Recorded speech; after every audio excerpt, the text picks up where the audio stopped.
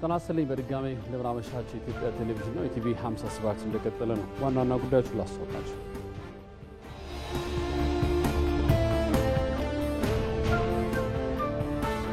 ሐሳብ ላይ ተመርክዞ ትውልድን ማሻገር እንዲቻል የህዝብ ተወካዮች ምክር ቤት ለህዝቡ ቅርብ ማድረግ አስፈላጊ መሆኑን በተወካዮች ምክር ቤት የመንግስት ተጠሪ ሚኒስትር ዶክተር ተስፋዬ በልጅጌ ተናገሩ።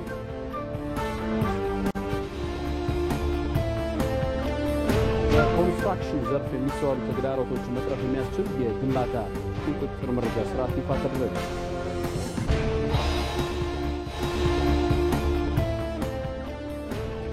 በፊዚክስ የዘንድሮን የኖቤል ሽልማት 3 ተመራማሪዎች ተጋሩ የሚሉት ዋናዎቹ ናቸው።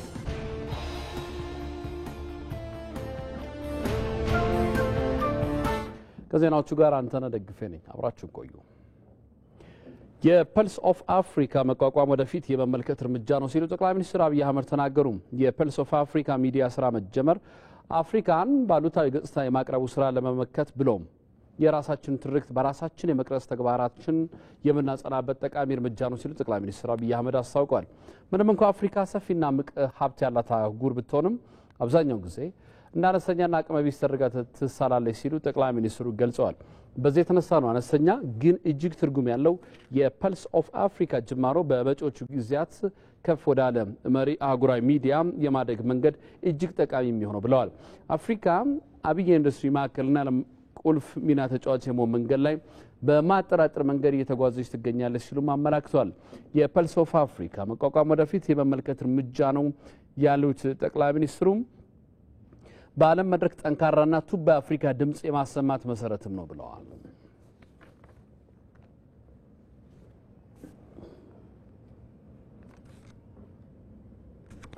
ሐሳብ ላይ ተመርኩዞ ትውልድ ማሻገር እንዲቻል የህዝብ ተወካዮች ምክር ቤትን ለህዝብ ቅርብ ማድረግና አስፈላጊ መሆኑን በተወካዮች ምክር ቤት የመንግስት ተጠሪ ሚኒስትር ዶክተር ተስፋዬ በልጅጌ ተናገሩ። ብዝሃነትን መሰረት ያደረጉ የዲሞክራሲ ልምምዶች ለሀገረ መንግስት ግንባታ ወሳኝ እርምጃዎች መሆናቸውን አንስተዋል። ብሩክታዊት ተገኝ ተጨማሪ አላት።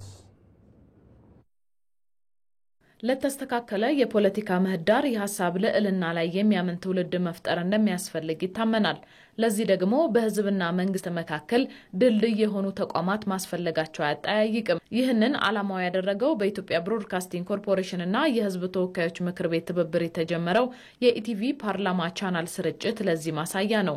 ይህ ሂደት የዲሞክራሲ ባህልን ለማሳደግና ለማስረጽ እንደሚረዳም በህዝብ ተወካዮች ምክር ቤት የመንግስት ዋና ተጠሪ ሚኒስትር ዶክተር ተስፋዬ በልጅጌ ገልጸዋል። የዲሞክራሲ ባህላችን ፉክክር ብቻ ሳይሆን ፉክክርም ትብብርም የሚታይበት የፖለቲካ ባህል እየገነባን ለመሄድ ይሄ ቻናል ትልቅ ሚና ይኖረዋል። የኢትዮጵያ መልኳ ይሄ ነው። በዚህ ማዕከል የዲሞክራሲ ባህል ግንባታችን እየተጠናከረ እንዲሄድ ትልቅ አስተዋጽኦ ይኖራል ብዬ አምናለሁ። ነጣጣይ ትርክቶች እየተገሩ ይሄዳሉ። ለዚህ ትልቅ አስተዋጽኦ ይኖራል። ህብረ ብሔራዊ አንድነትን ለማጠናከር አንዱ ትልቁ መሳሪያ ደግሞ የጋራ ትርክት መገንባት። የህዝብ ተወካዮች ምክር ቤትን ለህዝብ ቅርብ ማድረግ ብዝሃ ሐሳቦችን ማንጸባረቅን ለዜጎች ለማለማመድ እንደሚያስችልም ሚኒስትሩ አክለዋል። በህዝብ ተወካዮች ምክር ቤት የምናደርጋቸው የሰለጠነ የፖለቲካ ውይይት፣ የሰለጠነ የፖለቲካ ሐሳብ መለዋወጥና መቀያየር እስከ ታች ድረስ ያለውን የወከልነው ማህበረሰብ ድረስ ያለውን እሳቤ ሼፕ በማድረግም ትልቅ አስተዋጽኦ ይኖረዋል። በራሱ የህዝብ ተወካዮች ምክር ቤት አባላት ይሄን ቻናል ተጠቅሞ የሚያደርጓቸውን ውይይቶች፣ ክርክሮች፣ የሐሳብ ልውውጦች፣ የሐሳብ ሸመታዎች ቀደም እንዳልኩት የመደመር መንግስት ጽኑ እምነት ፖለቲካችን የሐሳብ ግብይትን ማዕከል ማድረግ አለበት። የተሻለ ሐሳብ ያቀረበ ያሸንፋል። የተሻለ ሐሳብ ያቀረበ መግባባት ካቃተው ህዝብ ይፈርዳል። ህዝብ የፈረደውን ይቀበላል። ሚዲያ በሀገረ መንግስት ግንባታ ላይ የሚጫወተው ሚና ከፍተኛ ነው ያሉት ደግሞ የህዝብ ተወካዮች ምክር ቤት አፈ ጉባኤ ታገሰ ጫፉ ናቸው። የምክር ቤቱን ክንውኖች ለዜጎች በቀላሉ እንዲደርስ ማስቻል ትስስር ያለው ማህበረሰብ ለመገንባት ያስችላልም ብለዋል። አሰባሳቢ ትርክት ላይ ቆመን የወል ትርክት በሆነ ጉዳዮች ላይ ቆመን አገራዊ ፋይዳ ያላቸው የሀገርን ጥቅም ከፍ በሚያደርጉ ጉዳዮች ላይ ቆመን መነጋገርን ስለምንችል ያን በክትትልና ቁጥጥር ስራችንም ጭምር ያን እንድናጎለበት የሚያደርግ እንድናሳይ የሚያደርግ ነው። ህዝቡ የሚያነሳው ጉዳይ ምንድነው? ፈጣን ምላሽ የሚፈልግ ነገር ምንድነው? ማይመለስ ሆነ ለምንድነው የማይመለሰው? ይሄን መግለጽ ያስፈልጋል። ይሄን ተግባቦት መፍጠር ይሄ ያን ተግባቦት ለመፍጠር ያስችላል ማለት ነው። ከታች በውክልና ስራ ያመጡትን ጉዳይ እዚህ መነጋገር ያስችላል። ዓለም አቀፍ አህጉራዊ በሆኑ መድረኮች ላይ የምነሱ ጉዳዮች ምንድናቸው? የኛ አቋም ምንድነው? የኢትዮጵያ መንግስት አቋም ምንድነው? ይሄን ለማንጸባረቅ ለመነጋገር ህዝቡም እንዲያውቀው ለማድረግ በጣም ይጠቅማል። የሀገረ መንግስት ስብራቶችን ለመጠገን ህብረ ብሔራዊ አንድነትን የሚያጠናክሩ ስራዎች መጠናከር እንዳለባቸው ሚኒስትሩ ዶክተር ተስፋዬ በልጅጌ አንስተዋል። ብዝሃነትና አንድነትን የሚያስተራርቅ የፖለቲካ ባህል እየገነባን እንዳለን የሚል ጽኑ አቋም አለው ማለት ነው የመደመር መንግስት። እዚህ አኳያ አንዱና ዋናው የፖለቲካ ባህላችንን መቀየር ነው። የፖለቲካ ባህላችን ጽንፍና ጽንፍ ሲይዝ ነው የቆየው። አንድ ጠቅላይነት አንድ ደግሞ ከፋፋይነት እየሆነ ስለመጣ ይሄ ሌላ ደግሞ ችግር ነው ያስከተለው። ነጣጣይ እና አንድነትን በከፍተኛ ሁኔታ የሚጎዳ ትርክት ነው እየተገነባ እንዲሄድ ያደረገው። ስለዚህ አንዱ ከዚህ አኳያ ይሄ ቻናል ትልቅ ሚና ይኖራል። ብዝሃ ባህል፣ ብዝሃ ታሪክ፣ ብዝሃ ወግ፣ ብዝሃ ማንነትንም ብዝሃ አስተሳሰብንም በጋራ ይዞ ህብረ ብሔራዊት ግን ጠንካራ ኢትዮጵያን እየገነባን መሄድ የሚያስችል ተጨማሪ ጠንካራ የሀገረ መንግስት ግንባታ ለማሳለጥ አንድ ተጨማሪ እድል ይዞ የመጣ ቻናል ነው የሚል እምነት አለኝ። ብዝሃነትን የሚያስተናግድ የፖለቲካ ምህዳር መፍጠር ለሀገረ መንግስት ግንባታ ወሳኝ እርምጃ መሆኑም ተነስቷል። የአፍሪካ አቅም ግንባታ ፋውንዴሽን የአህጉሪቱን የአቅም ግንባታን ለማሳደግ እየሰራ መሆኑን የገንዘብ ሚኒስትሩ አህመድ ሺዴ ተናገሩ። 34ኛው የአፍሪካ አቅም ግንባታ ፋውንዴሽን ዓመታዊ ቦርድ ስብሰባም በአዲስ አበባ ተካሂዷል። በመድረኩ የገንዘብ ሚኒስትሩ አህመድ ሺዴ፣ የተቋሙ ዋና ስራ አስፈጻሚ መሐመድ ቦጌቭን ጨምሮ የአፍሪካና ዓለም አቀፍ ተቋማት ተወካዮችም ተሳትፈውበታል። ቦርዱ በዛሬ ስብሰባው የአፍሪካ አቅም ግንባታ ፋውንዴሽን ዓመታዊ አፈጻጸምና የፋይናንስ ሪፖርት ላይ ትኩረቱን አድርጎ መክሯል። በተጨማሪም የፋውንዴሽኑ ፕሮጀክቶችና ተቋሙን ሊያጠናክሩ በሚችሉ ጉዳዮች ላይ ምክክር ተደርጓል። ፋውንዴሽኑ የአፍሪካን አቅም ግንባታ ለማሳደግ እየሰራ መሆኑን የገንዘብ ሚኒስትሩ አህመድ ሺዴ ተናግረዋል። የአፍሪካን አገሮች በአቅም ግንባታ፣ በሰው ኃይል ስልጠና፣ በፖሊሲ ሀሳብ ማመንጨት ስራ መንግስታትን እንዲሁም ቲንክ ታንኮችን የምርምር ተቋሞችንም በጣም የሚያግዝ ነው። እንግዲህ የአቅም የሚባለው የተቋማት አቅም ለልማት በጣም ወሳኝ ነው። ስለዚህ ለዚህም ነው የተቋማትን አቅም የሚገነባ ራሱን የቻለ ተቋም ያስፈልጋል ተብሎ በአፍሪካ ደረጃ ታምኖበት በአፍሪካ ዩኒየን የተቋቋመው። ይሄ ተቋም ኢትዮጵያም አባል ነች። በገንዘብ ሚኒስቴር በኩል ነው አባል የሆነችው። አመታዊ መዋጮም እንከፍላለን። ስለዚህ ይሄ ተቋም የተለያዩ ስልጠናዎች፣ የፖሊሲ ማመንጨት ሀሳቦች፣ የኢንስቲትዩሽናል ሰፖርት ይሰጣል ማለት ነው። በተለያየ በኢኮኖሚ እድገት ዙሪያ፣ በገቨርናንስ ዙሪያ። የአሁኑም ደግሞ ስብሰባ ዋና ርዕስ የአገር ውስጥ ገቢ የመሰብሰብ ጉዳይ ነው። ከዚህ በተጨማሪም አፍሪካ የልማት ወጪዋን በራሷ አቅም እንድትሸፍን በሚደረገው ጥረት የዛሬው ውይይት ከፍ ያለ አስተዋጽኦ እንደሚያበረክት ሚኒስትሩ ተናግረዋል። የልማት ትብብር ማዕቀፍ በዓለም አቀፍ ደረጃ የመቀዛቀዝ ሁኔታዎች አሉ። ይህንን ተከትሎ አፍሪካ የልማት ወጪዋን በከፍተኛ ደረጃ በራሷ አቅም መሸፈን እንድትችል የፊስካል የታክሴሽን ስራዎች ላይ እንዲሁም በፐብሊክ ኤክስፔንዲቸር ማኔጅመንት ላይ በስፋት መሰራት እንዳለበት ነው አሁን ውይይቱ ላይ እየተካሄደ ያለው። ይሄ ደግሞ ከኛ ሀገር የማክሮ ኢኮኖሚ ሪፎርም ጋርም የተጣጣመና እጅግ በጣም ጠቃሚ ነው ማለት ነው። ከተማችንም በጣም ውብ ሆና ዘመናዊ ሆና ለዜጎቿም ብቻ ሳይሆን ለሁሉም አፍሪካ የተመቸች ሆናለች። ስለዚህ ሁሉም አዲስ አበባ ስብሰባ ማካሄድ ይፈልጋል ማለት ነው። ይሄም የዛ ውጤት ነው ማለት ነው።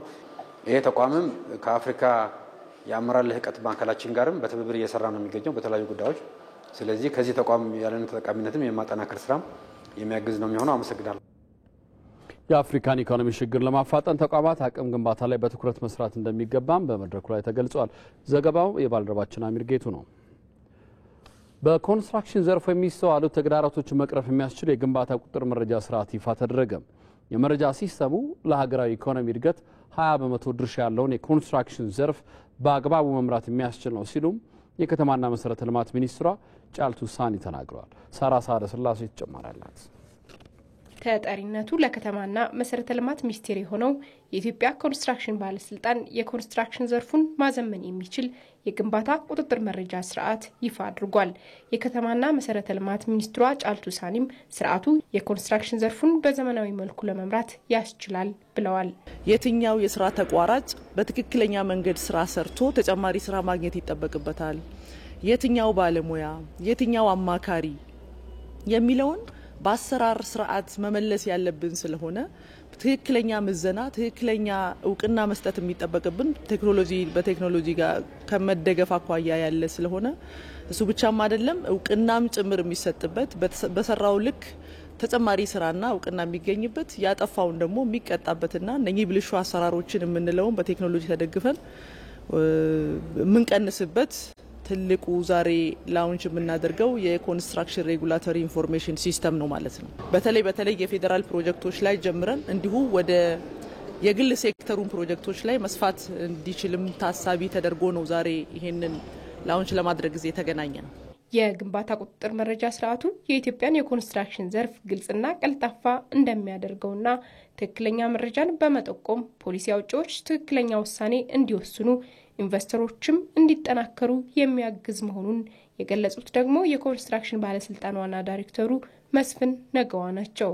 ይህን ሴክተር ዲጂታይዝ አድርጎ በማዕከል የሚመራ የመረጃ ስርዓት ፈጥሮ ለስቴክሆልደሩ ለመንግስት ዲሲሽን ሜከር ወይም ደግሞ ፖሊሲ ሜከሩም ትክክለኛና ሪል ታይም የሆነ ዳታ መስጠት ወሳኝ ይሆናል ማለት ነው። በተለይ ሰርቪስ አሰጣጥ አለ። ብዙ ሰርቪሶች ይሰጣል በኢንዱስትሪ ውስጥ እሱንም ያሳልጣል። የዛ ሰርቪስ መሳለጥ ደግሞ የኢንዱስትሪውን የምርትና ምርታማነት ወይም ፕሮዳክቲቪቲውን በቀጥታም ይሁን በተዘዋዋሪ ይጨምራል። የኢንፎርሜሽን መረብ ደህንነት አስተዳደር ምክትል ዋና ዳይሬክተር ዮዳሄ አራያ ስላሴም የግንባታ ቁጥጥር መረጃ ስርዓቱ ከብሔራዊ መታወቂያ ጋርም የተሳሰረ በመሆኑ ሐሰተኛ መረጃን መከላከል ያስችላል ብለዋል። እንዳንድ ሞባይል አፕሊኬሽን የሚወሰድ ሳይሆን ተለቅ ያለ ናሽናል ሌቨል ፕላትፎርም የሚባል ነው። የሞባይል አፕሊኬሽን አለው። ፊልድ ላይ ወጥተው የሚሰሩ ልጆች ከዚህ በፊት በወረቀት ነበር ዳታ የሚሰበስቡት። አሁን ቀጥታ በአፕሊኬሽን መሰብሰብ ይችላሉ። መሬት ላይ ያለውን ስራ በትክክል ሱፐርቫይዝ ሞኒተር ማድረግ ይችላሉ። ኮንትራክተሮችም ዙሪያውን እዚህ ሲስተሙ ላይ ያሉ የተለያዩ ባለድርሻ አካላት ይሄ ሲስተም በመምጣቱ ለእነሱም ትልቅ የምስራች ነው ማለት ነው። ስራቸው ይቀላል።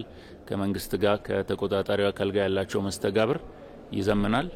አዳዲስ በኮንስትራክሽን ዘርፍ ላይ የሚመዘገቡ አካላት በመረጃ ስርዓቱ ውስጥ ይካተታሉ። ነባሮቹ ደግሞ በሂደት ይመዘገባሉ ተብሏል። የውጭ ዜና። በፊዚክስ ዘርፍ የዘንድሮውን የኖቤል ሽልማት 3 ተመራማሪዎች ተጋርተውታል። ተመራማሪዎቹ የዲጂታል ቴክኖሎጂዎች መሰረት ነው በሚባልበት ኳንተም ሜካኒክስ በሰሯቸው ምርምሮች ነው አሸናፊ የሆኑት። የኖቤል ሽልማት ኮሚቴ ዛሬ ይፋ እንዳደረገው ጆን ክላርክ፣ ሚካኤል ዴቮርት እና ጆን ማርቲኒስ ናቸው አሸናፊ የሆኑት። የግለሰቦቹ ስራ የቀጣዩ ትውልድ የኳንተም ቴክኖሎጂ ማበልጸግ እንዲቻል እድልን ይሰጣል ተብሏል። ይህም ክሪፕቶግራፊ፣ ኳንተም ኮምፒውተሮችና የኳንተም ሴንሰር ቴክኖሎጂዎችን ያካትታል። ሽልማቱን ከተጋሩት ተመራማሪዎች መካከል አንዱ የሆኑት ጆን ክላርክ አሸናፊ በመሆናቸው መደነቃቸውን ተናግረዋል። በፊዚክስ ዘርፍ የ2025 ኖቤል አሸናፊ የሆኑ 3ቱ ተመራማሪዎች $1.17 ሚሊዮን ሽልማትን እኩል የሚካፈል ይሆናል። በፊዚክስ ሽልማትን አልበርት አንስታይን፣ ማሪ ኩሪን ጨምሮ በሳይንሱ ዘርፍ እውቅ የሆኑ ግለሰቦች ማሸነፋቸውን አስታውሶ የዘገበው አጃንስ ፍራንስ ፕሬስ ነው።